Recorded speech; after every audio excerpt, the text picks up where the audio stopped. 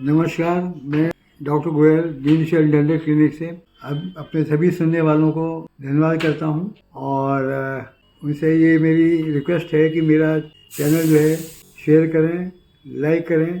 पिछली बार मैंने आपको बताया था रूट कैनाल के बारे में और ये भी बताया था कि रूट कैनाल कभी कभी फेल हो जाती है। मैं आपको ये बताना चाहूँगा कि रूट कैनाल कहाँ करनी चाहिए, कहाँ नहीं करनी चाहिए। तो इसमें मैं अपने सभी सुनने वाले श्रोताओं को ये बताना चाहूँगा कि अगर आपके दांत में दर्द होना शुरू हुआ है तो आपने लापरवाही नहीं करी है तो तुरंत, लापरवाही का मतलब यह है कि आपने तुरंत अपने डेंटिस्ट को या किसी भी डेंटिशन को चेकअप कराया, दिखाया और उसकी राय सलाह मान करके रूट कैनाल कर दी तो दांत आपका बच जाएगा। वजह क्या होती है उसकी कि जब दांत में एक बार कैविटी हो गई तो आप उसको इलाज कराएं तो बहुत बढ़िया है, नहीं तो वो दर्द हो या ना हो कैविटी धीरे धीरे बढ़ती रहती है और दांत का डिके हिस्सा जो है और ज़्यादा डिके होता रहता है और धीरे धीरे क्या पोजीशन होती है कि दांत का काफ़ी स्ट्रक्चर, दर्द नहीं हो रहा है लेकिन काफ़ी स्ट्रक्चर जो है ख़त्म हो जाता है और बचता नहीं है। और हमारे पास मरीज उस कंडीशन में आता है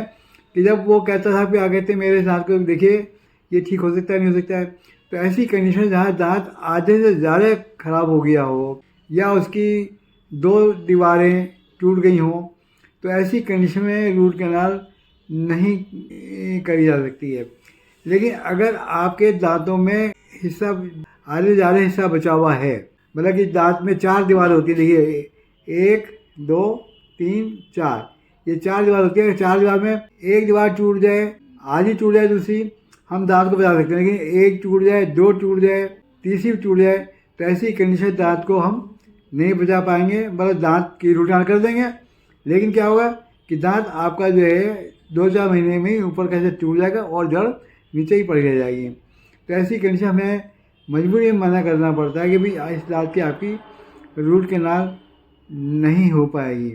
और इसके अलावा जब दांत में इन्फेक्शन जो है, ये यहाँ पे देखिए, यहाँ पे ये इन्फेक्शन धीरे धीरे बढ़ करके आधी रूट तक आ जाए दोनों साइड से, तो ऐसी कंडीशन भी जो है वो रिपेयर नहीं हो पाती है और दांत को निकालना पड़ता है।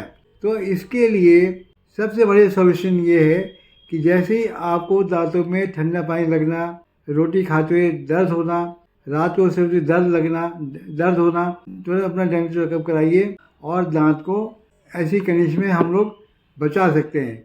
देर करने में जनरली क्या होता है कि मेरी साल भर बाद, 2 साल बाद आता है और दांत धीरे धीरे गलता रहता है और फिर उसका इलाज संभव नहीं हो पाता। तो यहाँ पे मैंने आपको ये फिर से बता रहा हूँ कि तुरंत चेकअप कराइए, नहीं तो क्या होता है एक दीवार गिरी, दूसरी गिरी और तीसरी गिरी तो ऐसी कंडीशन दांत को हम नहीं बचा पाते हैं, दांत को निकालना पड़ेगा। तो इस वीडियो में इतना ही। अगली बार मैं आपको ये बताना चाहूँगा कि रूट कैनाल, कभी कभी रूट कैनाल के साथ में हमें उसकी दांत की रूट की सर्जरी भी करनी पड़ती है जिसको कि हम एपिसेक्टमी करते हैं। तो एपिसेक्टमी क्यों करते हैं, कैसे करते हैं, उसके बारे में आपको बताऊँगा। आप सभी का बहुत बहुत धन्यवाद। मेरा चैनल आप लोग लाइक कीजिए, शेयर कीजिए, फॉरवर्ड कीजिए। धन्यवाद।